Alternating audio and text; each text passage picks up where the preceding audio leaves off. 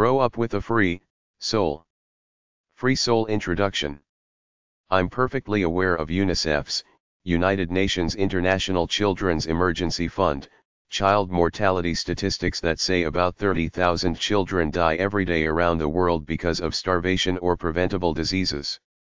That makes all of us in the first world or the Western nations lucky to have been born and raised where we are.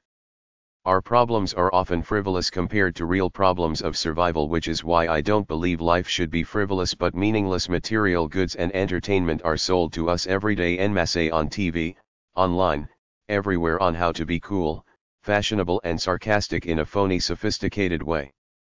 The main problem for most parents beyond physical and organic mental health is that they want a child who fits in as a normal kid, who talks to other kids, has friends, like to socialize, is curious about the world and is not inappropriate either at home or out in public.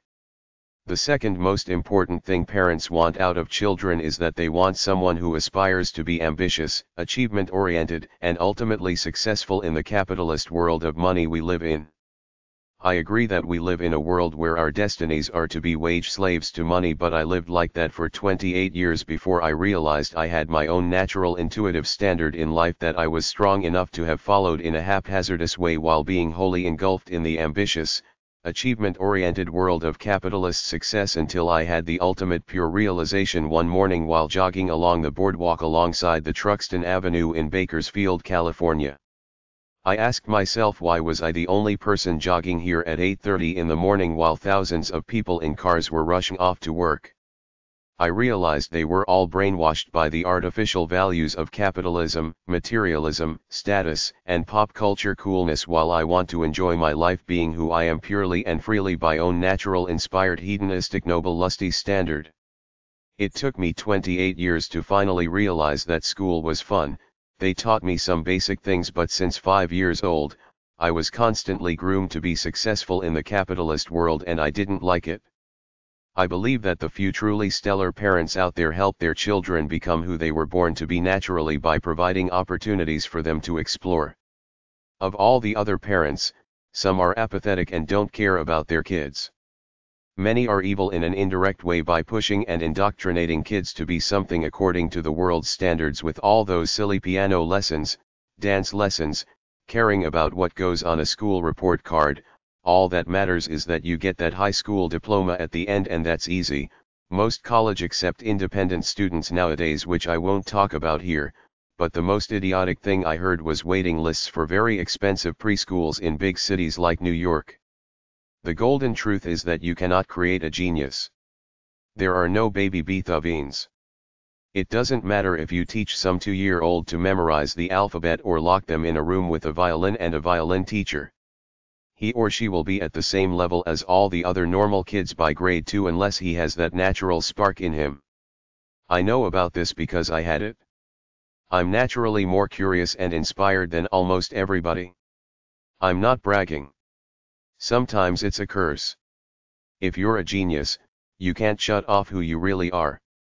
I realized I was not like most other people when almost all my friends as I grew up knew very little about current events or anything beyond schoolwork and didn't care to, and they didn't want to go places and do things like I did.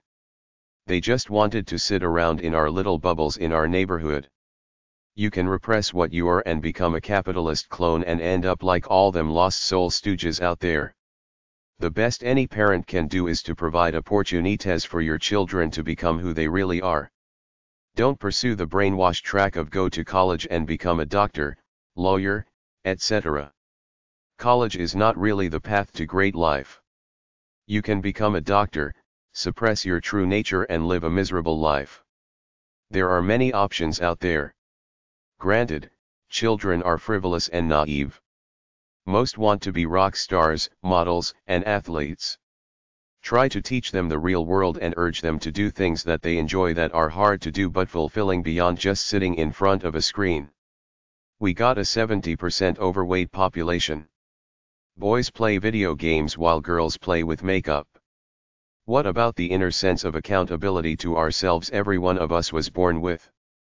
I was born with goodness, love, and compassion in my soul, essence or true nature, whatever you want to call it. Society tried to make me a capitalist, a disco duck, a cool-looking fashionable jerk, an ambitious social climber, a greedy person hooked on material things, a macho violent man among other things. It's all advertising and massive mind control constantly coming at you through the tube, radio, internet, magazines, etc. Then you got your peers, contemporaries, acquaintances and friends who are all brainwashed, coming at you reinforcing the mainstream establishment line. How do you stay pure to who you are in the face of all this? I was a strong-willed kid with good intentions who got brainwashed by the world, so I set out to be cool, look cool, have muscles, be ambitious, try to make lots of money and buy a bunch of useless things I didn't need. I was a good system clone until I was about 28 when I realized I had been sold a bill of goods all my life about who I should be and how I should live. In truth, I am just my true nature, nothing more, nothing less, the same essence I had at 5 years old. Granted, they taught me the 3 R's and a few other things, but they tried to destroy my individuality in the process through mass media, government, religious, pop culture, seduction. My point is that only purpose of life is to discover who you really are the way you were born, then live by it day by day by releasing that natural energy inside of you every day when you wake up to try to match an inner standard you should feel about yourself of who you want to be. If you're not living like that, your life will always have a vague, empty feeling that something is not quite right despite the appearances of success and coolness in a capitalist world like I used to feel. If you're a parent worth their salt, your purpose is to help your children discover who they are naturally, then help them follow it as long as they're inspired about it. Good parents don't try to force activities or careers onto their children, aka the helicopter parent. They present options and let the child decide without spoiling him or her with frivolous things. If you're a child reading this book, you have only one purpose while you're living in the West, where you have the freedom to explore your life. Even the poorest among us here can go to the library for free to check out the different ideas. When you find something you like, even if you're poor, there are many programs and funds that help children participate in activities they're interested in. There are ways to earn money to buy what you need to pursue your interests. Your job in life is not to try to be cool or popular with other kids. It's not to try to be a system clone and teacher's pet, always trying to get the highest marks in class. That's the system's version of life, not necessarily yours. Your job is not to be frivolous. If you come from a wealthy family with lots of food and entertainment, if you partake in these activities to excess, you're a pig and glutton. You do not have the most valuable thing any noble individual owns, self-respect. Your job is to rise to your own natural potential, to discover who you are by nature, know how to be inspired day after day, then live by releasing that natural energy inside of you in a worthy way. It's good to have friends, hang around, socialize and learn about love and sex, but everybody lives alone in their own head, known to no one but themselves. Friends and lovers will come and go throughout your life. You're the only constant, you alone. If you don't have a rock of a foundation such as knowing your true identity and living by it, you'll be just like all the lost souls out there wasting their lives on meaningless things, not understanding that a top-notch human being knows what self-respect is and sets out to earn a dose every day by doing something hard, original and or inspired. Without that, you're just another average brainwashed person. I saw a famous Father Knows Best type of TV talk show host hyping his book about child and teen life advice on his show. I thought it's good to be a positive force in society, but if you offer advice that is incomplete, one-dimensional, wrong, or follows some ideology you might have that is not freely thought out knowledge that everyone can relate to from their natural intuition, then you're a self-righteous liar preaching stupid rules and ideas that go against people's true natures. This is not a cutsy youth advice book telling you to eat your cereal, go to bed early and be disciplined. That's all one-dimensional advice that fails because it's not who you are in your true nature. I'm telling you to discover who you are in your pure essence. Don't make the big mistake thinking that other people, namely system-sanctioned professionals and the social sciences formal knowledge infrastructure, have wisdom about life that you don't know about. All the wisdom in the universe is inside of you if you listen for it. I went through the whole deal within society until I discovered that everything out there is someone else's truth, mostly a lie. There are standards of absolute morality like the Ten Commandments and the idea that you shouldn't take more than you need, but that's it. My wisdom is knowing my own natural standard in life and honoring it. This is as good as it gets.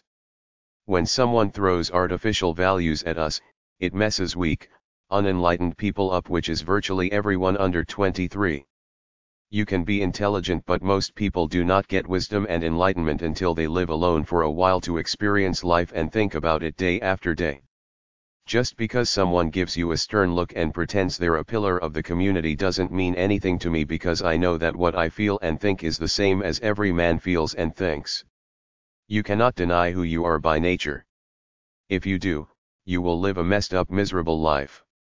We shouldn't deal with sex by saying be monogamous and that's it, because it's not true, but I won't touch that here. You live in your own head alone regardless of what social group or community you might think you're part of. Everybody is a loner going through life alone most of the time. A lot of young people don't know this. They give too much power to what the collective group says about them. You should listen to the voice within. That's the most powerful thing you own. As long as you don't break any laws, hurt people or animals, or do anything immoral, your life is yours to do with as you please. The problem is that a lot of young people buy into other people's views of life, plus they buy into the view of life marketed on TV. This book will help open your mind to the truth, which is that if you discover your true nature, then honor it by releasing most of that natural energy inside of you every day to do something good that you like to do and are proud of. You will live a much better life than most people. Chapter 1. Pop culture entertainment destroys people, especially young people. Media literacy/media education. Most powerful is he who has himself in his own power. Seneca. Just because something is on TV doesn't mean that it's important, true, or relevant to life. It's all about selling advertising. Content doesn't matter much as long as they can keep attracting viewers regardless of how silly the stuff is they put on. Most of what you see, even on reality shows and many news scenes, is created by media professionals then presented as real life. There is you and your true nature and the outside world. The only thing you really own is the sanctity in your soul. Keep it pure. Don't let any of the crap out there pollute you and give you silly ideas. Some people say that there is a secret group called the Illuminati who own and control most media. They try to brainwash the people and keep them stupid through what they show in order to implement their grand plan to take over the world, reduce the world population down to under 1 billion people and enslave the rest to do their bidding. They want to do this peacefully by subtly indoctrinating the people through TV. Watch the ads on TV sometimes. They seem so silly, yet that work because big companies wouldn't advertise if they didn't make money from them. Type the words propaganda, mind control, media brainwash and media deception into YouTube to see videos about systematic indoctrination. Most of the media is about making money by selling something, usually ads, books, and more media. Some media is about purposely indoctrinating and misleading people to serve a selfish end. Some people tell the truth to serve the human race and to be true to themselves. Most of it is about being cute and entertaining rather than actually trying to help people in some way. Why do they report sports scores as news? Why do they report pop culture entertainers as celebrities in the news? It's a vain, narcissistic culture geared to try to get you to buy into the glittery life portrayed so that you become an endless consumer trying to imitate it. Basic indoctrination. You start watching TV at 2 or 3 years old. There are all kinds of TV commercials there. You probably start going to church at 4 years old. I was freely following my true nature at 5 years old. Then I went to school where they channeled my life down into about 10 subjects and taught me what success is according to capitalist standards. We're all victims of massive brainwash whether we realize it or not. In fact, the system is so good at brainwashing us that many of us think we're free even though we've been led along to subscribe to the standard version of the capitalist American dream without even realizing there are alternative options for people who choose not to follow this version of life. First they sent you to school with their hidden agenda and tried to produce a good worker who assumed the system would take care of you as long as you played by its rules, namely get their version of what they call an education, then get a dull job within the system with no forethought of exploring your life, finding out who you really are away from all that stuff and setting a course that comes from the pure part of you rather than just picking from among the options they offer. School may have given me the 3 R's, but they tried to destroy my soul in the process by channeling my mind into about 10 subjects and that's it, neglecting other things I might have liked that didn't fit into their mold, like hiking, nature, my personal whims whenever I got them, the aesthetics of life, my interest in animals, archaeology, ancient astronauts, Zachariah Sitchin's work, Dr. Gene Scott's work, UFOs, soulful pursuits, creative expression, musical rhythm, hedonism, sex, romance, money, real estate, business sense, libertarianism, the injustice in the world, the true politics of power, the adventure of life, health, medicine, the body, the stock market, computer skills, the exploration of the soul, the exploration of my physical limits through intense exertion, the search for euphoria, intensity, and transcendence, meeting a wide variety of different people, seeing a wide variety of different places, trying different things for the experience of them, watching good TV shows and old movies, studying enlightened people of the past from Socrates to Edison on through to Timothy Leary, a study of man's great imagination in seeking out meaning through religion, sorcery, philosophy, New Ageism, politics, etc. They taught me about monogamous love as the key to happiness, but I later realized I'm a hedonist by nature, which I talk about in my love book.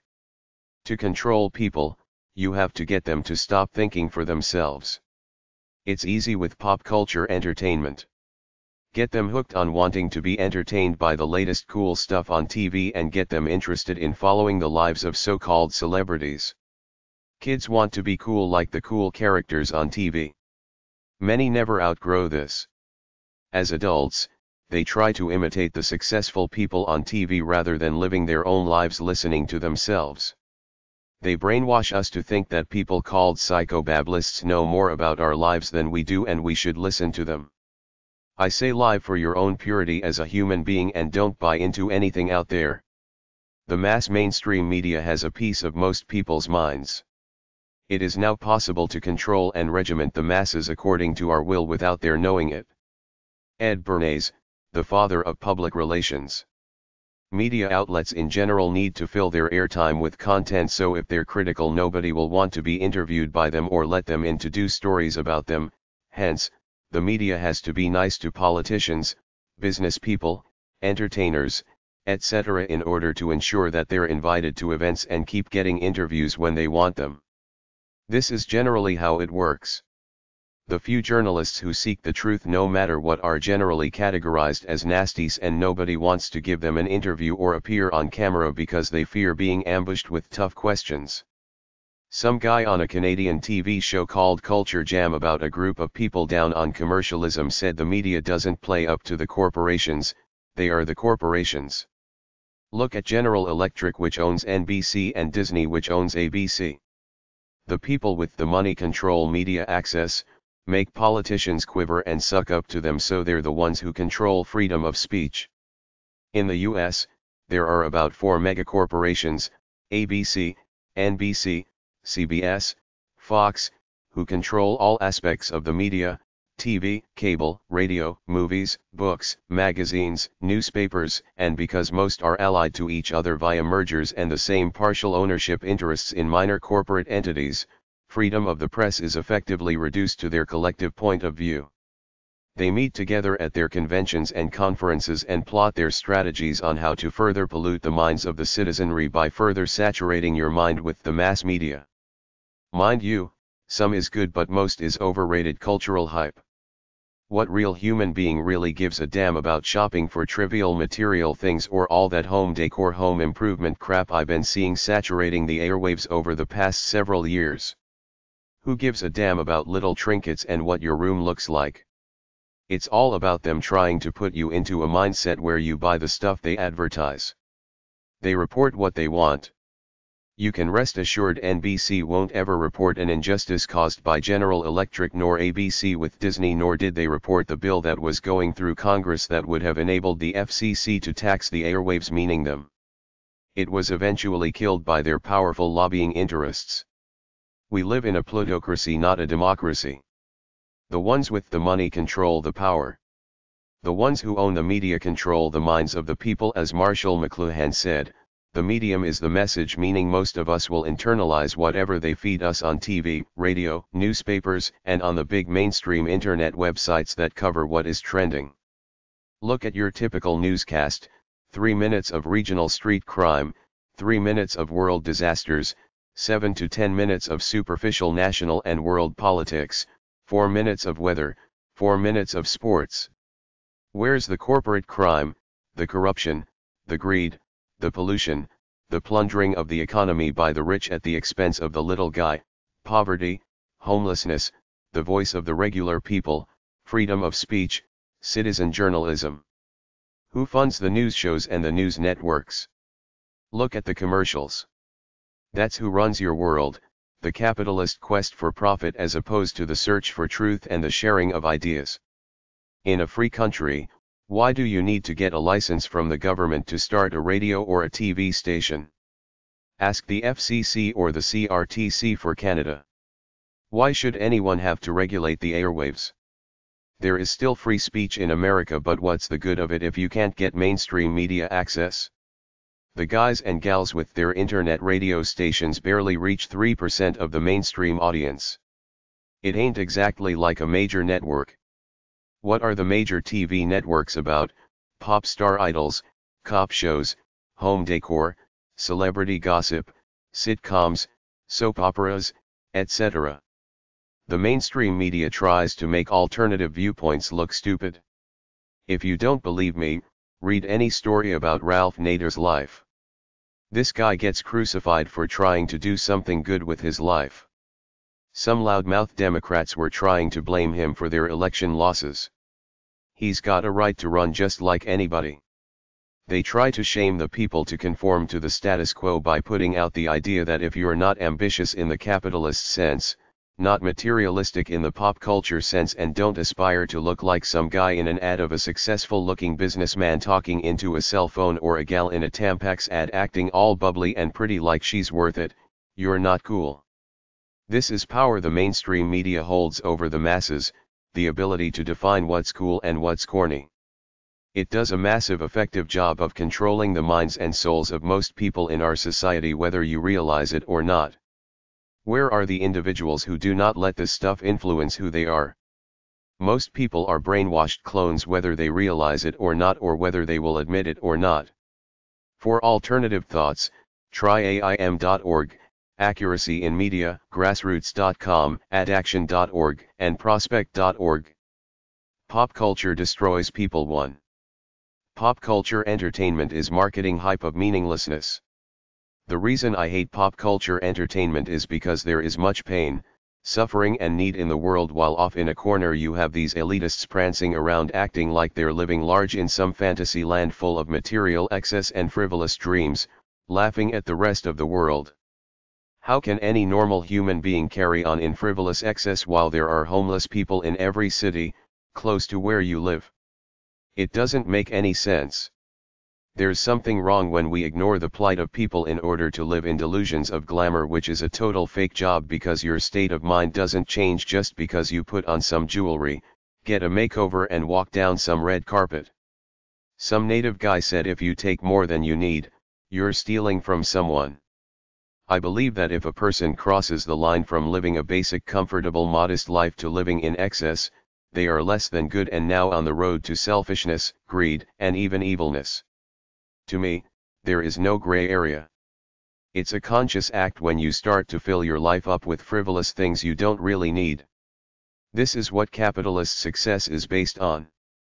I'm like Henry Ford or Michelangelo. No matter how much money they got, they never compromised who they were in their souls. They had contempt for material excess.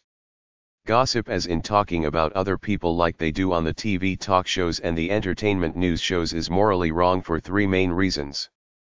1. First of all, you're elevating other people to idol status. That's one of the 10 commandments, thou shalt not have false idols, which includes the modern-day cult of celebrity. 2. If you poke your nose into other people's business as opposed to following your own life with a unitary purity, it means you're not happy with yourself. If you were, you wouldn't bother nosing around in other people's lives.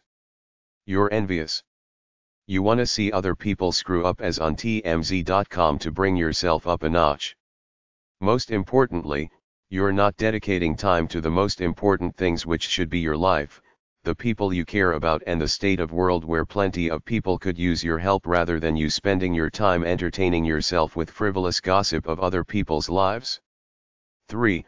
People imitate what they see in pop culture entertainment to destroy the pursuit of their own free, natural lives in the process.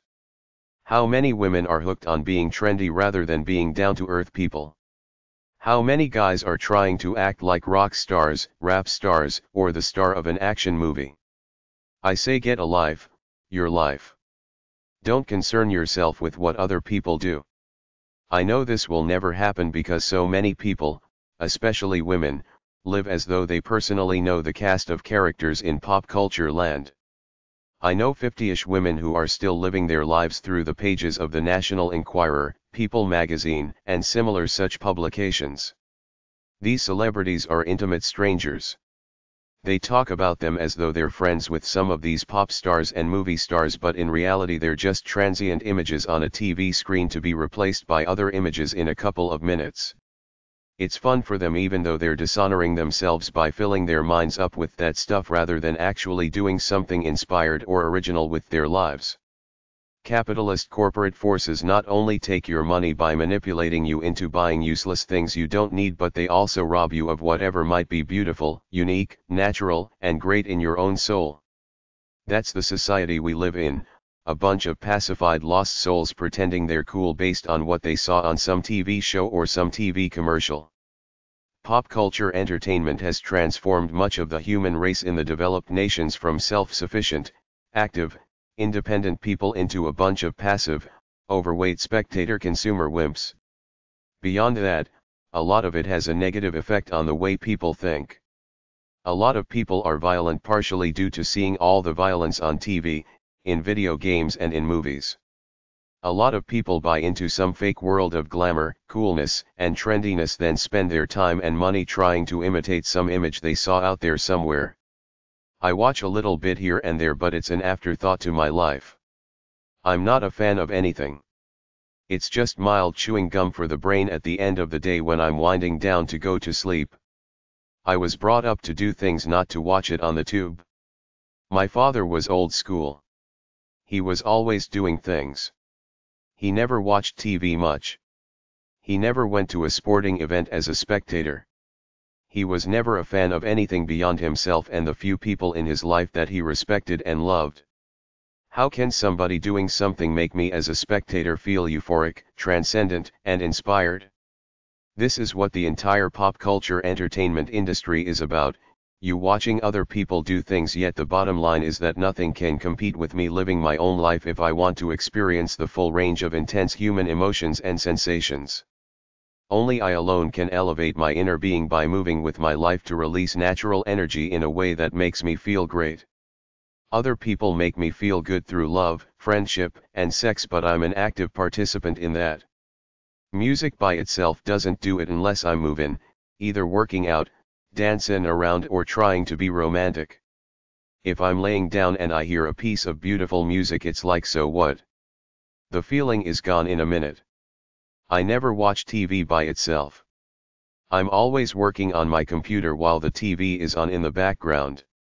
My point about all this is that sitting in one spot plugging into some movie, sitcom, video game, MySpace, or a CD can't bring your mood up to euphoric levels and stay there for several hours.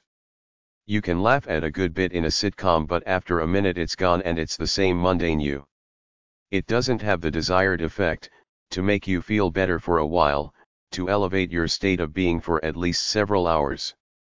Euphoria comes mainly in one way, through some kind of inspired or sensual action to make you feel like you just blew a worthy load of life energy. Everybody wants to feel good right now. The industrial machine is geared to sell you instant pleasure in the form of pop culture entertainment, junk food, porn, booze, drugs, home decor, new clothes, a new purse, hair color, etc. But it never works for longer than a few minutes because well-being and a sustained sense of euphoria can only come from self-respect, which you only get by doing something you're proud of that makes you feel good. For me, it's out of sight, out of mind. I don't plug into pop culture entertainment much because I think it's a low-level toxin that takes people away from living by whatever might be original and inspired within themselves as individuals. Pop culture destroys people too. There are 8 main reasons why I'm down on pop culture entertainment. 1. Most of it is low-level crap anyway. To me, about 5% of all the new songs coming out do something for me to make feel like they're any good. I see about 1 or 2 movies a year that I think are any good, and 90% of the stuff on TV is meaningless garbage. 2. I consume pop culture at the end of the day to relax when I'm winding down, but even then I still question what exactly does it do for anyone in the way of making them feel good, euphoric, or inspired. All my inspiration and good feelings are inside of me. I create them myself. Sitting passively watching somebody else do something doesn't cut it for me. 3. Pop culture celebrities are elevated to superhuman status. Who are these people? Most of them are manufactured actors spewing off rehearsed lines or singing a song, most of the time that someone else wrote. What's so great about that? It's not like you did something highly original, fascinating and inspiring, helped millions of people live better lives or anything like that. It's not like the world needs another arrogant actor or singer thinking they're hot stuff while trying to act cute and modest. The cult of celebrity is crazy. There are at least 10 entertainment tabloid shows that report on the lives of these people who contribute nothing substantial to society beyond minor entertainment, which doesn't give us preschool daycare centers or hospitals, which is what we really need. What about all the unsung heroes like doctors, teachers, school crossing guards, cops, nurses, social workers, bus drivers, activists and relief workers? 4. We live in these delusions that if we become rich and famous as pop culture celebrities we will enter a special, elite divine state of consciousness superior to the regular plebes. This line of brainwash gives young people warped views about life. They all want to be models and rock stars, then get depressed when it doesn't happen. The world is in an urgent state and we're watching singing and dancing contests. There's something wrong with this collective mindset created by Big Brother. It's like let the world self-destruct around me. I don't care as long as I got my stupid shows on TV every night and my big bag of chips. There are homeless people everywhere. We got hungry, sick, and dying people in our own neighborhoods. The world is too screwed for me to live in the oblivion of pop culture entertainment. I live to help myself live a better life and help others in my own way. There's too much pain and suffering in the world for me to pretend it doesn't exist while I live in some fantasy land of pop culture coolness. I can't buy into this fake pop culture world all based on selling something frivolous geared to keep us trying to get a good feeling from out there rather than focusing on living solid, enlightened lives for ourselves. In the Bible, one of the 10 commandments is thou shalt not have false idols. This includes human idols. True artists aspire to produce a great product regardless of the fame or money involved. Why are so many airheads lining up to be American Idols? Nobody seems to bat an eye about how this reflects how messed up our society is when every second young person wants other people to look up to them because they sing a silly song. Who's left to do the real work, save society, or invent the next big thing? We should be praising real people doing honorable things as opposed to flakes doing frivolous things. 5.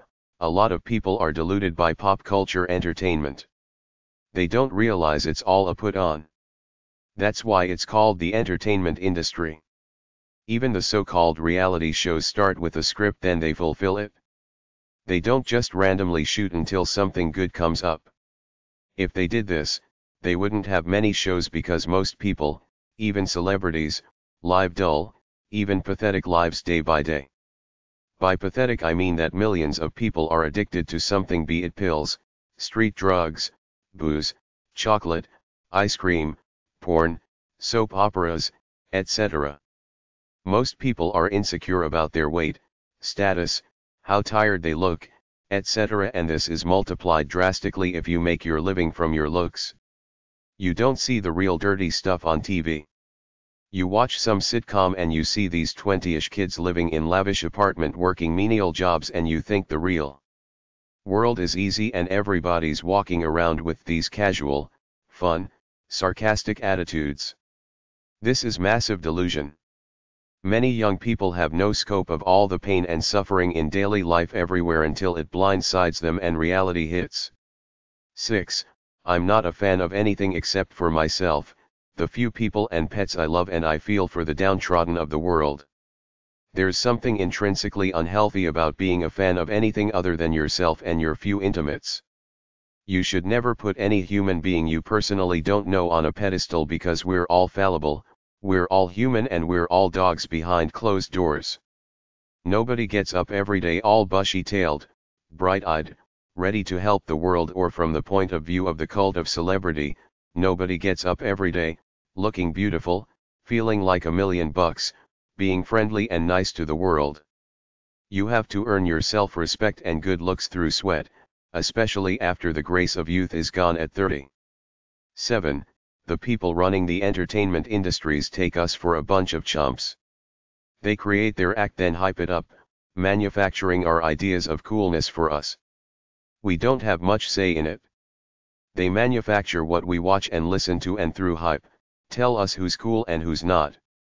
We're like a bunch of sheep who follow what we're fed.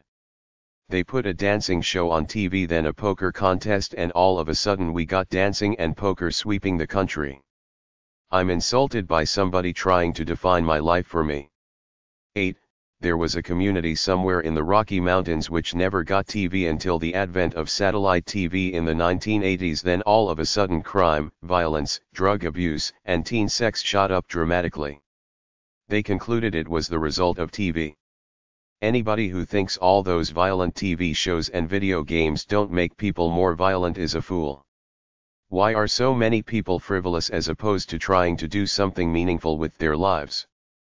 The saturation of pop culture entertainment on the collective mindset has taken people away from being self-sufficient, unassuming, and hard-working to want to strive to be fashionable, vain, and live the easy fast lane life of glitter and glamour, be a star, whatever that is. Millions of people are looking for this fantasy life created in the movies. They think it exists somewhere in real life. They waste their lives following it and trying to imitate it. They don't know that no matter what happens or what you do, you're still the same you. They think something out there is gonna take them over the rainbow to a never land. They don't realize your capacity for happiness and sadness are within you. You create your life by how you live. The outside world can't help you much either way. It's a tragedy how we've become so soft, pacified, and dependent on others for just about everything, even listening to others telling us what to think and how to live. Pop culture entertainment is not harmless. It destroys many people's minds and souls. I spend my life trying to release whatever is inspired and original within me. I don't waste it watching professional sports. The athletes care more about the money than any team loyalty or your feelings as a fan, judging by how often they switch teams, and the people just take it. I thought it was supposed to be about some feeling of team community. You're all cheering for the same thing, to beat everyone and say you're special and superior, even though anybody that knows anything knows that on any given day anybody can win a game. Cooperation is better than competition in life, and it's all about money for the sports franchises, not about some emotional connection to the fan. They try to make it seem noble. It's all big business disguised as some phony emotional home team spirit. I wonder if some of these athletes feel contempt for the fans because they look like losers with no lives of their own, coming here to watch these guys to fulfill some sense of emptiness within themselves. If they were living great lives, they wouldn't feel a need to watch somebody else play some game that means nothing in the grand scheme of life. Grow up. Help some poor kids or spend time with your family instead of being a sports fan. If you really want to nourish your soul, go out and do something tough like walk or run 12 miles or volunteer to help out at a homeless shelter. That will make you feel better than watching anything could. Very few movies do anything for me. The only two I can think of are Grapes of Wrath, which was about the will of the poor and oppressed to keep moving forward looking for a better life no matter what, and Papillon, an adventure story about a guy who keeps escaping from a French penal colony in South America over and over again. Out of all the movies I've ever seen in my life, they're the only two that stand out as inspiring me or moving me in some way. The Fountainhead and Clockwork Orange were pretty cool, but I had to think about it to come up with them. The rest are a massive wasteland of lost memories. I can't remember them.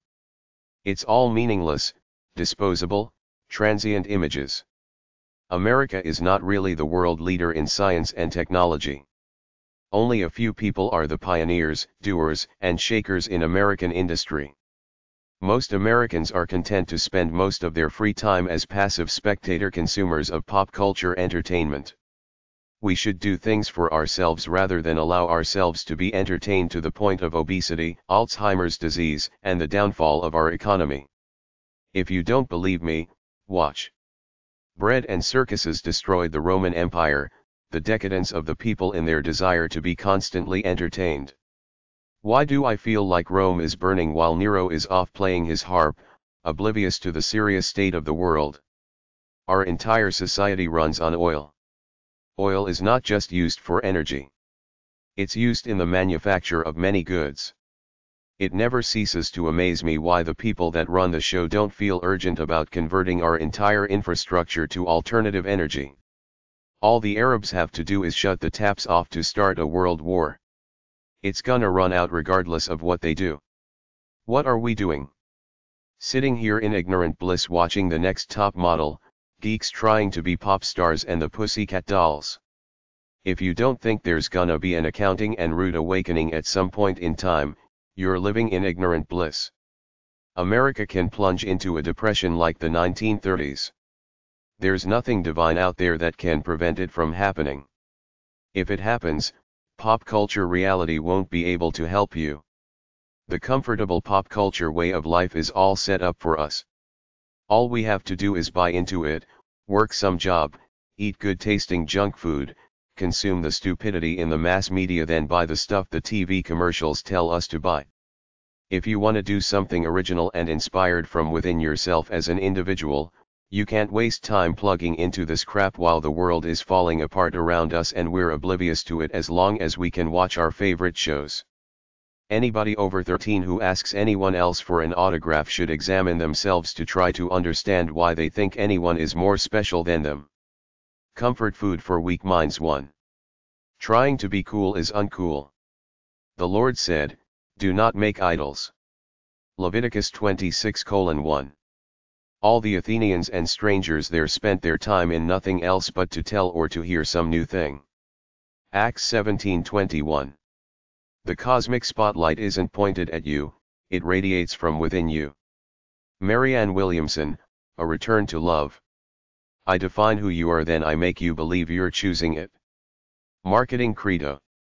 Until the rise of American advertising, it never occurred to anyone anywhere in the world that the teenager was a captive in a hostile world of adults, with his own morality and language, his difference from the world of adults a source of pride.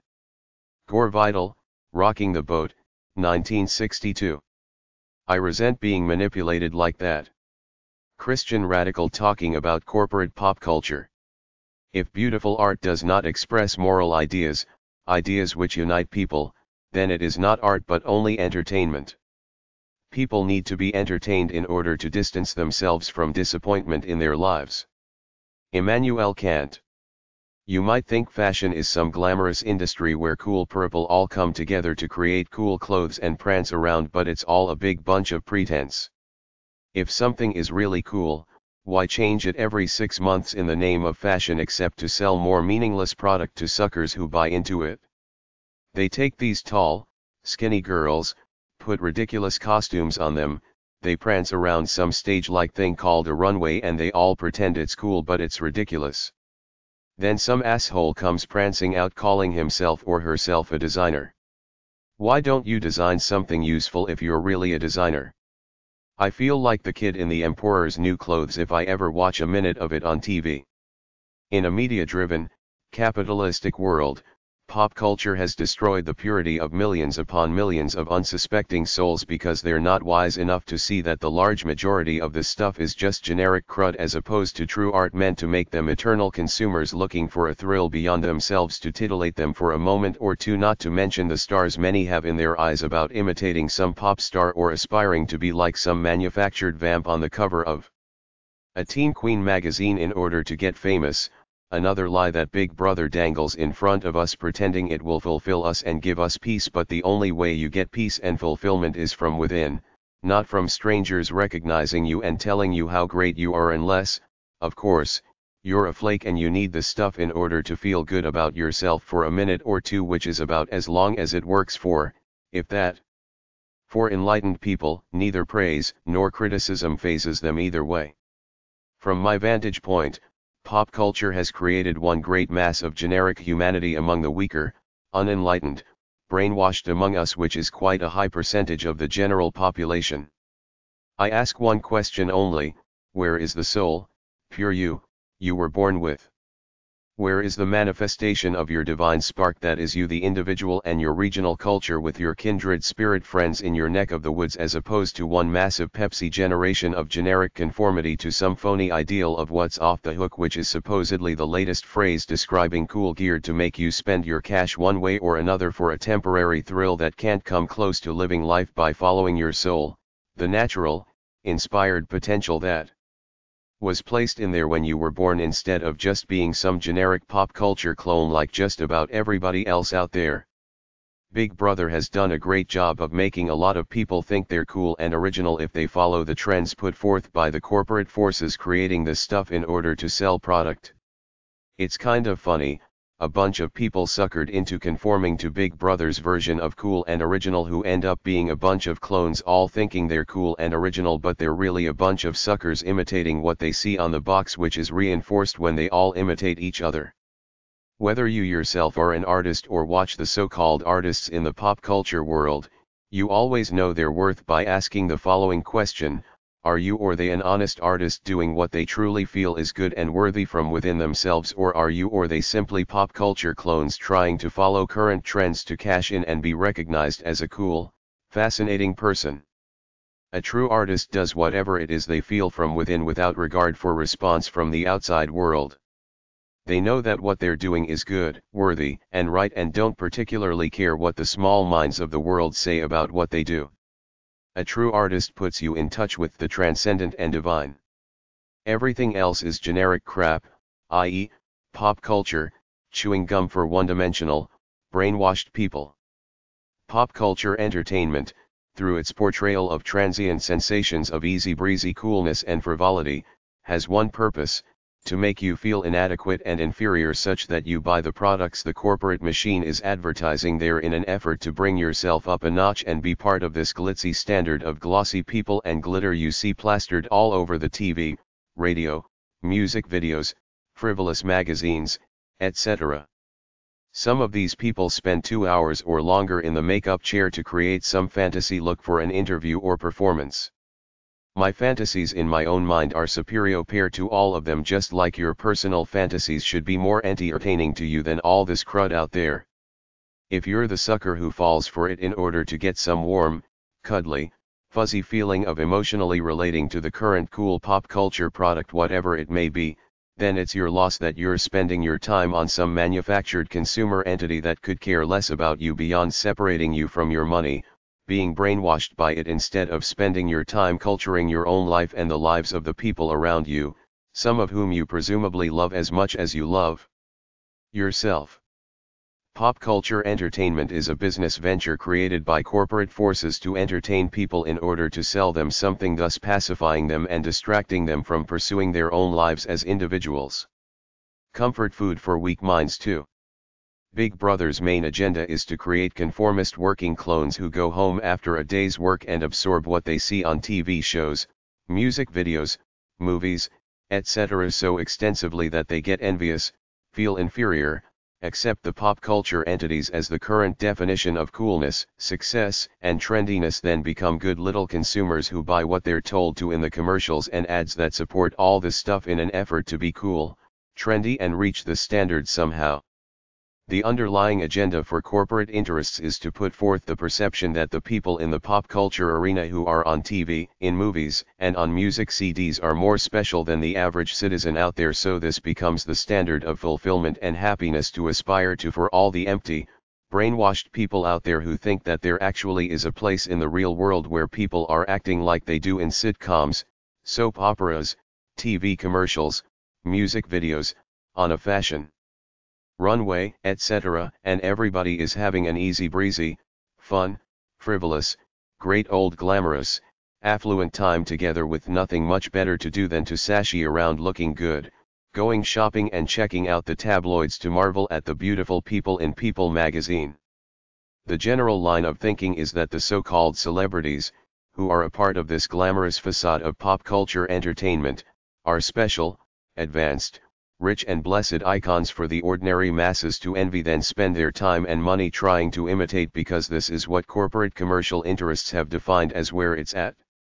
They want people to feel inferior, insecure, and inadequate, such that they're constantly buying and consuming product in a neurotic effort to be a part of this phony cool pop culture image that the corporate heads put forth as fly, when the truth is that all this stuff might be comfort food for weak minds, but for truly enlightened people, it's just a bunch of bull that does nothing for the way they feel inside to strive to live out their lives as the primally inspired, free beings they feel naturally within their divine eternal souls. This is the big difference between an enlightened person and any trendy-looking, brainwashed pop culture clone out there.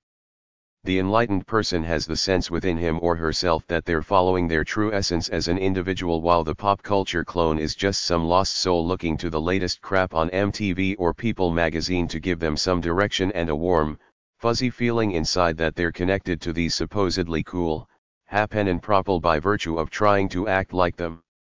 Enlightened people know that despite the facade most people like to put out about being free and independent, because this is part of the standard image of being cool, to act like you're free and original, the truth is that most people are brainwashed clones without any sense of originality or uniqueness within themselves, without any intense inspired action in their lives.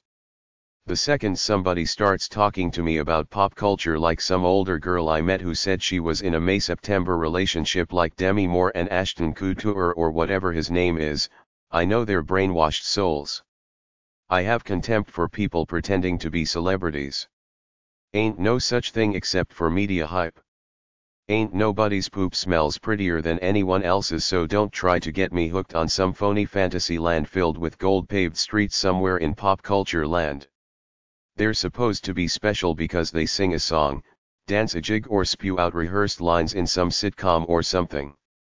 It's not like they've done something original, incredible, or helped the world community in a significant way, which is why I don't get it, this brainwashing effect about how pop culture is so cool and happenin'. If these people are our modern day heroes manufactured for mass consumption, no wonder the world is in a mess. All you plebeies out there who envy the glossed up characters on TV and want to be like them are the inferior unwashed masses who don't measure up because you're not as special and talented as they are. But if you spend your hard-earned money buying all that hair coloring, those overpriced sneakers, fashionable clothing, those tongue rings, and that eye makeup the corporate machine wants to sell you, you can get this feeling inside that you're worth it and fit into the tribe of cool people. The problem is that nobody tells you, and you don't realize it's all an illusion to sell products and give the people in the entertainment business the feeling that they are on the cutting edge of life, which is all a lie because the product is almost always generic crap void of true highly inspired, original artwork. Secondly, there's no glamorous place anywhere on the planet where a bunch of fascinating people are all hanging out having a great old frivolous fun time together, because just about everybody in the pop culture entertainment industry has a huge ego who's trying to impress everybody else as to how advanced and special they are. This makes them jealously cutthroat of anyone who looks better or can perform better, and there are always 1,000 people lined up behind any one of them ready to take their job if they can't hack being a so-called star. I have nothing against the people who work in pop culture entertainment, most are just brainwashed victims trying to make a living and be admired by the unwashed masses. I'm against the tremendous indoctrinating force it has exerted over much of the population, firstly, instilling itself as the purveyor of coolness, trendiness, wisdom, and even enlightenment, such that if you're not into the latest hyped up piece of pop culture trash, you're somehow not with it, behind the times, corny, uncool. But if you are into it, then you're supposedly cool as defined by society. To people like me, if you follow this stuff thinking you're fly, happening and on the cutting edge of life, you're not cool. You're a brainwashed clone thinking that by associating yourself with these pop culture entities being manufactured and hawked by big corporations that you belong to the hip, with it, fly, cool tribe of society. But you're really a sucker for wasting your money, time, mind, and soul on it. This is the lie that has kids, teenagers, adults, and even seniors wasting their money on CDs, video games, DVDs, trendy clothes, overpriced sports cars, big houses they don't need, swimming pools they barely use, crappy, hyped up movies, etc., most of which, in my opinion, aren't worth wasting the time to watch or listen to. But the brainwashed pop culture clones take anything that's fed to them and parrot each other saying how cool it is because it's the latest thing being hyped up over the airwaves. Comfort food for weak minds. 3. When people see other people wanting something that doesn't have a real, practical function in the world because it's made to appear cool, trendy and leading to pleasure, they soon start to want it too. Universal law of pop culture marketing. An artist is either a true genius or a more or less smart entertainer. Giuseppe Mazzina. Where's the original spark in living your own life? To me, sitting through a generic movie at a theater, 95% of all movies are generic to me, is one of the dullest things around, yet society has somehow made it seem desirable and cool. When I was in the military, the boys used to go to the movies almost every weekend regardless of how crappy they were. After the first few times, it was over for me. I was more interested in living my own life than watching some lame crap on a screen in a dark theater. A song has to have some manner of a natural melody and some spirit to it in an objective sense in order to be any good, yet it never ceases to amaze me how they can constantly put virtually anything over the airwaves regardless of how crappy it is, play it over and over again saying how cool and advanced it is, and soon enough it will be one of the top 10 on the pop music charts, and all the brainwashed suckers will be buying the CD or downloading it thinking it's the latest fly thing regardless of how objectively intrinsically crappy it is, devoid of any simple melody, which is what makes a great song. Straight rock and roll, folk music, and pretty well every musician over 45 can't get radio airtime or into the MTV music video rotation, even though there are a lot of talented musicians who make good music, but it's not right for the current MTV image of coolness. The pop music industry is all about money, and that means they have to package their stars into either a sexy, rebellious, or cool image in order to appeal to the major demographic of CD buyers, the 13 to 24-year-old crowd, even if the music is crap, which it usually is. Forget about the actual music standing on its own merits as a worthy artistic product. It's all about image. Pop culture entertainment is not just a harmless form of escapism for much of the population where they relax and unwind at night after a hard day of work, school, etc. It has become a substitute for people living their own lives as individuals by filling them up with this stuff so much that it invades their personalities and destroys their souls. This is what everybody seems to be filling themselves up with, so it's like a chain reaction. Weak person Johnny Boy thinks it must be right and cool to be a pop culture clone, while a guy like me wonders if there are any pure people left, able to see past all this stuff to be who they naturally are, living their own lives as original, unique, inspired individuals the way they were born, without trying to put some pop culture airs on about how funky, fly, happenin', cool, trendy, punky, witty, funny and sophisticated they think they are. The corporate forces of the consumer world in general, not just the pop culture entertainment industry, since it's all interrelated, designed to create consumer clones and sell product, have ingeniously indoctrinated the bulk of society to be a bunch of sheeple living comfortable, limited lives, reading their frivolous tabloid magazines, watching their sitcoms, music videos and the latest movies being hyped up without even realizing they're being massively manipulated, thereby wasting the finite time of their lives being passive consumers taken care of by the benevolent charms of Big Brother rather than actually trying to explore who they are as individuals through intense living on their own terms. They choose, instead, to be consumers of that fake world of glittery, soppy so-called entertainment which sucks out any spark of individuality, intensity, and vitality for the experience of life that they might have been born with. Even the so-called artists are a bunch of pop culture clones trying to imitate the current crop of pop culture flakes without doing anything original on their own, which is what an artist is supposed to do. If you're one of those brainwashed pop culture groupies who think that these people are so cool that you admire them as advanced, exciting, and divine beings and strive to be like them, as evident by all the people trying to get their 15 minutes of fame on them idle reality-type TV shows, good for you, but you're in for a rude awakening. There's no place on the planet nearly as chic as the phony glamour scenario they portray through the pop culture entertainment business, nor is there any place where all the people are united as friends in a glamorous, frivolous headspace, because most of these types of people are very insecure and competitive about how beautiful, talented, and special they are, so they're all worried and scheming about how to keep their image superior to that of others. There are some genuinely nice, talented people in the entertainment industry, but by and large everybody's insecure and scheming, hanging on by the skin of their teeth because they know how unoriginal and expendable they really are. In any acting role, the director has hundreds of people to choose from, all equally qualified to do the job. All actors know this, which is why they're so insecure.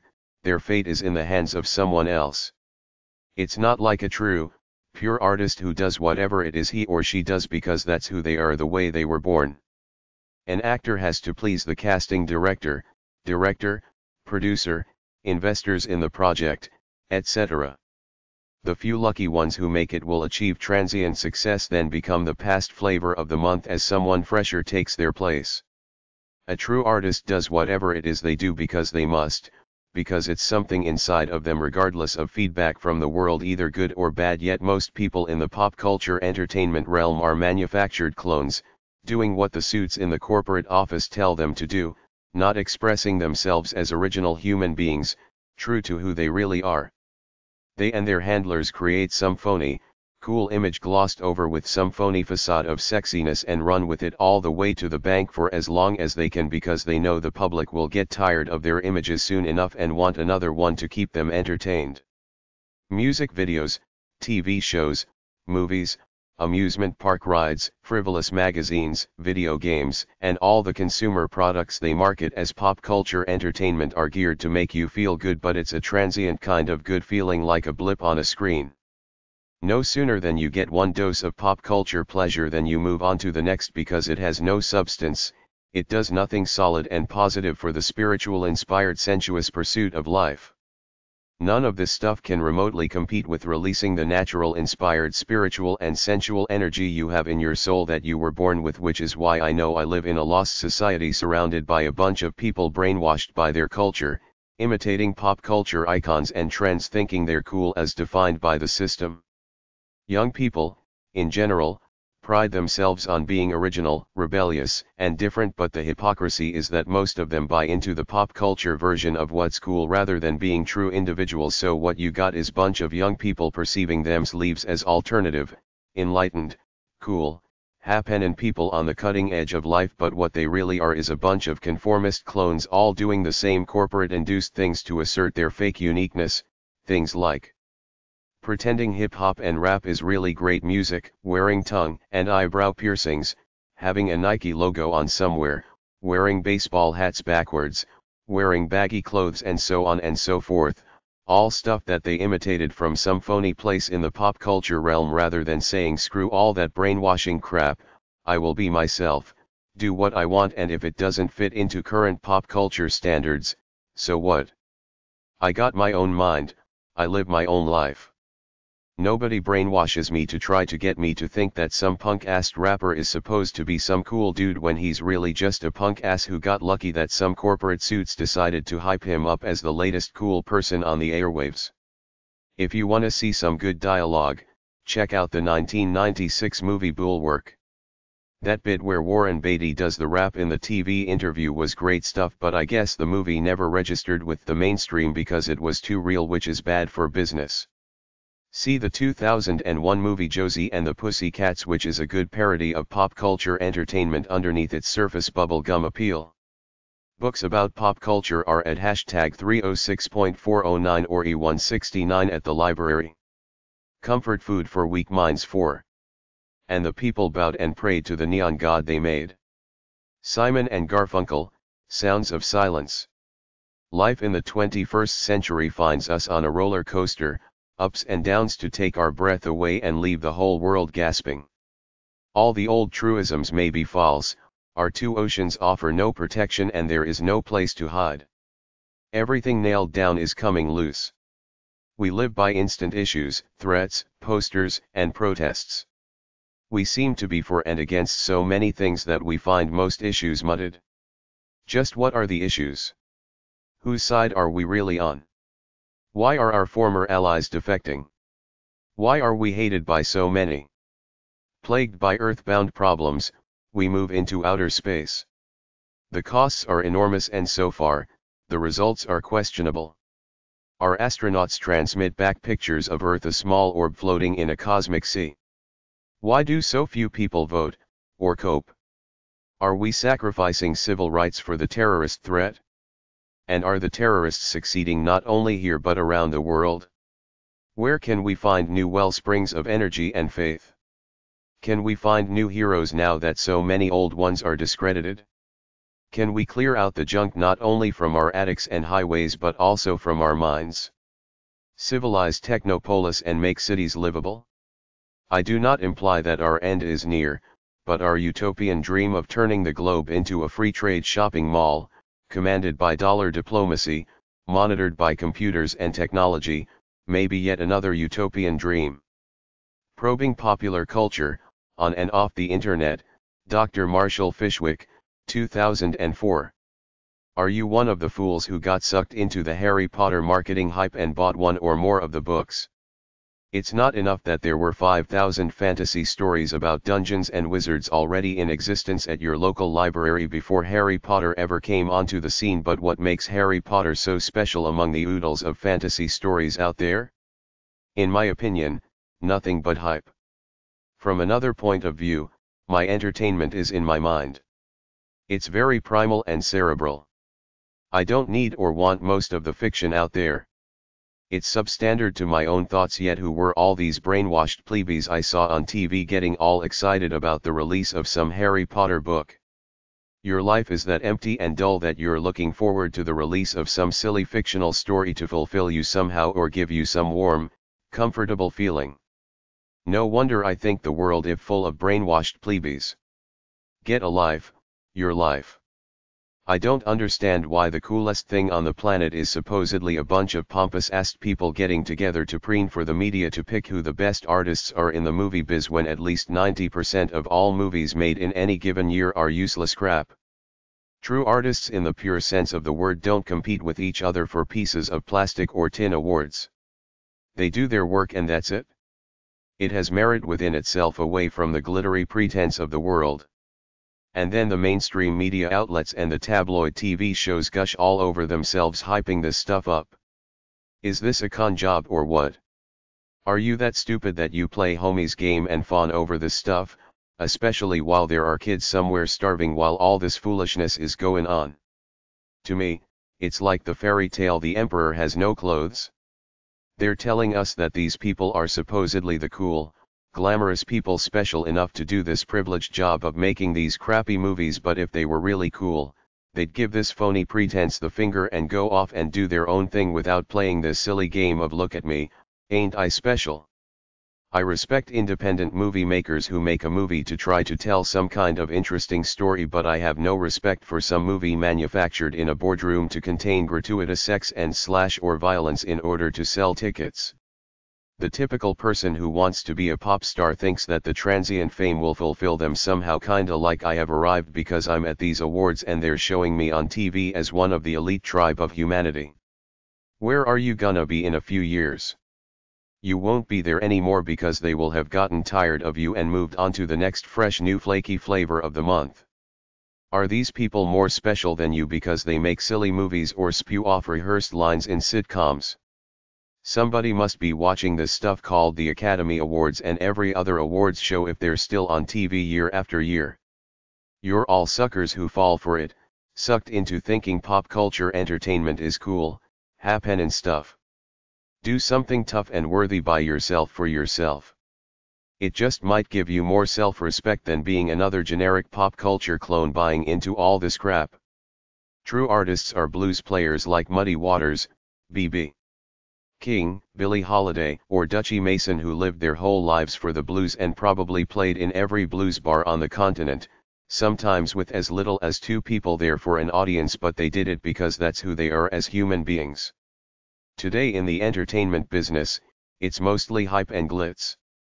There are very few who have the dedication and love of the process so much that they travel endlessly just to play in little dives all over the place.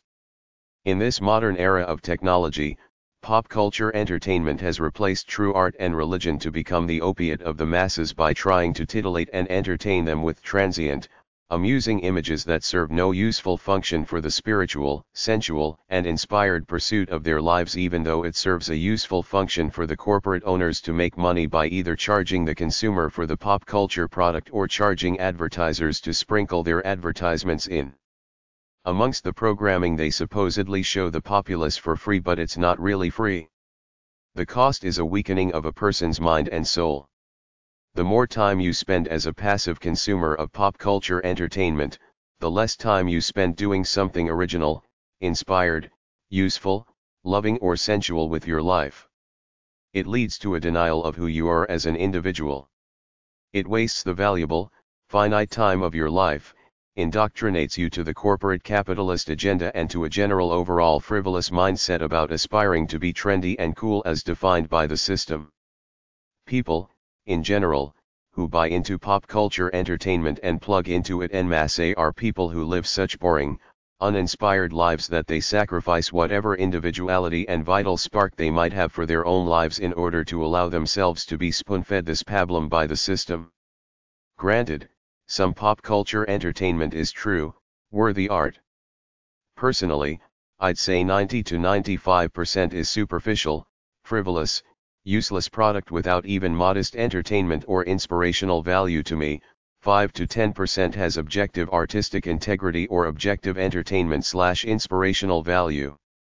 An artist's job is to stimulate thought and create a sense of inspiration for some aspect of life, but I rarely see it in the pop culture product of our times.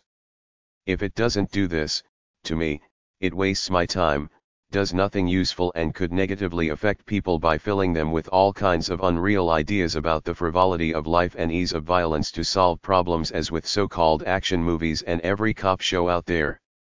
Sitcoms and other shows like that make it seem that acting punky with a sarcastic sense of humor is a positive way to be. It gets the canned laughter on the TV shows, so millions of brainwashed plebeians try to imitate it in order to appear to be cool and happenin'. It's monkey see, monkey do. The reason I'm so down on pop culture entertainment is that a large percentage of the people I meet and currently know are pop culture clones to some extent with no true pure individuality, even older people who you'd think would be over that stuff. When I meet someone for the first time, I subtly probe them for how much they own their own minds and their own time versus how much they've given them over to the pop culture world. I'm looking for someone being real as to who they are versus someone putting on phony airs about how beautiful, worldly, trendy, sophisticated, educated, advanced or glamorous they think they are, with some punk-ass sarcastic, stupid sense of humor they think is cool because they saw some snotty-assed punk in some sitcom act that way. Or at the other extreme, you got the serious, pseudo-intellectual media junkies parroting everything they see in the mainstream news thinking it makes them sound advanced, with it, on the cutting edge of the intellectual precipice of humanity. I don't come across people who see past all this stuff very often, but when I do, it's like a breath of fresh air to see someone who doesn't let that media-driven world affect who they are, especially all those people who claim to be so down-to-earth and sensible, yet when you see guys wearing earrings, baseball hats on backwards, the latest trendy clothes, nose, eyebrow, and tongue piercings, and then every second girl coloring her hair, you can't help but think how fake, conformist and lost they all are, while pretending to be so free, rebellious, natural and real. Anybody can stick a piercing on their eyebrow or wear the latest jeans, but it doesn't make you a fascinating, trendy individual. It just makes you another generic brainwashed clone. The only truly original people are those who take inspired action from the soul for what they feel within themselves that's right, good, tough, intense and worthy, and the number of people who are really like this, not just deluding themselves into thinking that they are, is a low percentage of the population. What does hair coloring have to do with who you are as an individual? It makes you look phony, not glamorous, yet how many millions got taken in by the pop culture cliché of blondes having more fun, thinking they're some glamorous diva like Marilyn Monroe, Jane Mansfield, or some sultry porn star, who are, in reality, insecure, neurotic people trying to get some sense of inner worth from the outside world, which is all wrong, to try to get your sense of self-respect from other people outside of yourself, selling your soul in the process, doing things that demean you to get approval from the collective mob of society. The frivolous stuff within pop culture is harmless if you use it to relax and unwind for an hour or two at night like I do, but ultimately, it does nothing positive for you but lull you into a spoon-fed, couch potato, consumeristic, trendy cool lifestyle, trendy cool as defined by all those images you see in this pop culture world. When I want to be entertained, I don't want spoon-fed canned laughter in sitcoms or music videos trying to imitate the current version of what's cool, which seems to be hip-hop at the moment, whatever that is. I want something that I can walk away from thinking whoever created that did a masterful job, either trying to pass on some kind of inspirational message about life subtly in an entertaining way, or creating a breathtaking, magnificent piece of work, not this cheesy, stupid, corny stuff they're packaging as entertainment to the mainstream audiences these days, with most of the people brainwashed enough to lap it up and think it must be cool because everybody else says so, like a bunch of sheep all following one another. When you live in a world surrounded by pop culture minds, which is most of the people around you, they're living in a cutesy, fantasy world of manufactured pop stars, stupid TV shows, frivolous magazines, the serious talking heads with their corporate political agenda in the mainstream news programs, and silly movies about supposedly cool people doing cool things one step above the rest of humanity. The corporate, pop culture forces have dumbed us down so much that most of us indulge in this cheap thrill entertainment to the extent that we've lost sight of the essence that is us as individuals, the divinely inspired purpose of life, if, in fact, it is divinely inspired, the meaning we give to our existence in general that enables us to live day by day as happy, complete individuals, and our attempts to discover the higher forces of the universe, whatever they may be, either a spiritual God, highly evolved extraterrestrial beings, or some other force as of yet undiscovered and not understood. This is all we got as far as we know. I choose to focus on these things rather than let myself get taken away by all that pop culture pablum out there. Comfort food for weak minds. 5. Where there is no creativity, they will revert to sex and violence. Ex-TV producer talking about pop culture entertainment.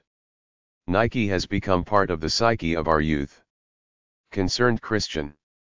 You're what God made you, not people. Character Ira Hayes, Tony Curtis, in movie The Outsider, 1961. Anybody who says TV, movies, and music doesn't affect people's minds is a liar and a fool. There are very few pure, inspired people living freely by soul anywhere on the planet. Most of us live limited lives brainwashed by the one-trick pony capitalist corporate world whilst deluding ourselves into thinking we're happy, successful, enlightened, complete, etc. But the thing is that we're living a lifestyle defined for us by the system, which is more than likely not who we really are if we were to take a look at the primal divine spark we were endowed with at our birth, or even before then, at conception. If you can peel this one-dimensional facade away to see who you really are in your free, inspired subconscious mind and live by it, then you will see the real truth of the human condition in its naked state. But until then, you ain't got nothing on life despite all the crap from the world you delude yourself with.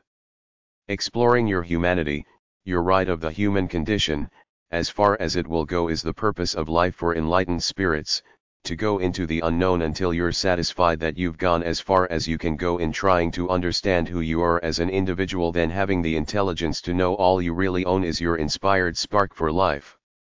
Hopefully, it's vital, and you know the game of life from here on in is to do whatever it takes to keep it that way, and in the process, do something to help the human race in some way. Comfort food for weak minds. 6. Are you an honest artist or a pop culture clone? When the vision of reality comes, the veil of ignorance is completely removed. As long as we perceive things falsely, our false perception distracts and makes us miserable. When our false perception is corrected, misery ends also. Shankara, Eastern mystic. What's real? Great art, artistic integrity, trying to feel transcendent, pop culture, money, fame, status, power over others, coolness as defined by the system, a vision for a better future. What? Inspiration is transient. If I create the greatest piece of art in the world through a great novel, a great painting, or a great song, so what? It creates a momentary burst of positive emotion in some people, then it's lost forever as they go back to their mundane lives, because 99% of the people won't appreciate the message you're trying to convey anyway. Where do pop culture and art meet, if anywhere? The question is, where's the beauty and spirit in anything? If it's not there, it ain't art.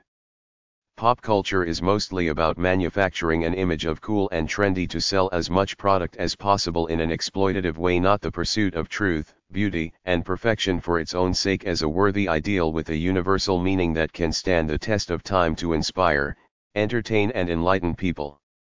The only real artistic worth anything has is if it can inspire and or help people to try to live better lives, or entertain them such that they get a good laugh or get so engrossed in the act that they're uplifted into another realm for the moment.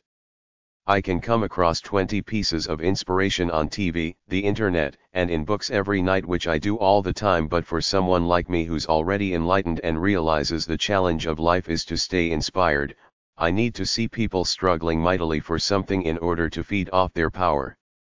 I constantly have to keep replenishing the inspiration inside of me, and ultimately it only comes when I create it by working my butt off, releasing the natural energy in my soul. This is a great milestone in the seeker's path to enlightenment, when you realize that anything you or any great artist has done before you only serves humanity if it inspires people to release the potential within themselves, which very little artistic endeavor actually does. If you can inspire people through what you do, great. If you can entertain them to see something magical, mystical, unique, or fun in life, that's great too, but the problem is that I very rarely see anything that entertains or inspires me much anymore. In any event, the experience of absorbing pop culture entertainment should just be a minor amusement in your life to distract you when you feel like relaxing. You shouldn't let yourself get seduced by the glittery, frivolous forms of entertainment the system offers, because they have nothing on the qualities that really matter: culturing a sense of inspiration, peace of mind, love, romance, and actually experiencing sensual pleasures in the flesh, not just sitting back passively and letting some gadget pacify you in a mindless way. Pop culture entertainment is generally not an attempt to capture the art form of the human spirit.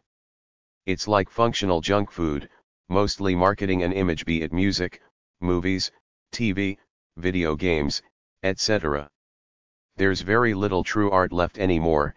It's mostly about trying to project an image that looks cool enough for the brainwashed plebeies out there to waste their time and money on it to try to get some special feeling, which never works because they're all transient images based on a manufactured idea of coolness. They can't do anything for the real inner you. You might be some teenage girl hooked on a boy band, or some guy identifying with a grunge band in your attempts to rebel and find a sense of identity, a young girl who wants to be like the latest manufactured sexy teenage girl power pop star, or some guy with a secret crush on some soap star, but sooner or later it will fade away as you find yourself alone facing your life without all that crap around. Most pop culture is generic crap, pumped out according to a formula to make money with very little forethought of trying to create a great work of art, rather just a functional entertainment product that keeps the masses occupied but doesn't really do anything substantial for them. This is why I pretty well reject pop culture and the mainstream entertainment industry, because it doesn't do anything to enhance my life beyond chewing gum for the brain to mildly amuse me as a sidelight while I work on my computer and otherwise live my life. About 5 to 10% of the entire pop culture realm, books, movies, TV, music videos, concerts, etc., gives me any pleasure, entertainment, and/or inspiration. Even then, about 1% of that moves me in any memorable way. Most of it is just a mild distraction in my life because I'm aware enough to know that I must live out my highest vision of aesthetic beauty in the flesh in order for me to feel something substantial, whereas a large cut of the population are brainwashed into seeking their limited views of transcendence, inspiration, entertainment, and their thrills from the pop culture realm, which is why you will see big lines at the movie theater on Sunday with very few people actually striving to do intense, active things with their lives.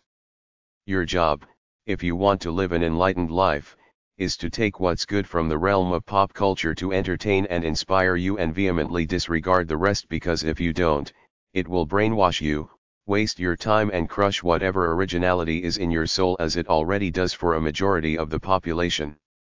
There are a few artists and entertainers in the mass media pop culture realm who actually create a quality work of art, entertainment, and inspiration, but the rest is not only useless but poisonous because it brainwashes you, pollutes your mind with frivolous ideas of their version of coolness, wastes your money, and worst of all, wastes your precious time as you give your life over to these media corporate duds who want to turn you into dumb working clone consumers who sit back after work every day, watch TV, then spend your money on all that useless, so-called trendy crap they advertise there.